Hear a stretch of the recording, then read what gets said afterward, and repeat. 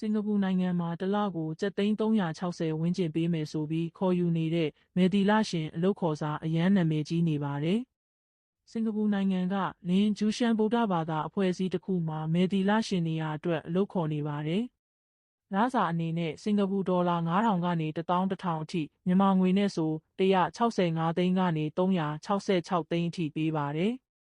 2025ခုနှစ်မတ်လ16ရက်နေ့မှာအလုပ်ခေါ်စာတင်ခဲ့ပြီးတော့မတ်လ30ရက်နေ့ဆိုခေါ်စာပိတ်မှာဖြစ်ပါတယ်။မယ်တီလရှင်အဖြစ်ဝါရော10နှစ်ရှိရမှာဖြစ်တယ်လို့အချိန်ပြည့်လုပ်ကင်ရမယ့်အလုပ်ဖြစ်တယ်လို့ဖော်ပြထားပါတယ်။စင်ကာပူကအလုပ်ခေါ် website ဖြစ်တဲ့ My Career Future မှာတင်ထားတာဖြစ်ပြီးတော့နာမည်ကြီးနေတာပါ။မြန်မာပြည်ကဆိုရှယ်မီဒီယာတွေပေါ်မှာလူကြိုက်များပြီးရှဲသူတွေများပြားနေတဲ့အလုပ်ခေါ်စာဖြစ်နေပါတယ်။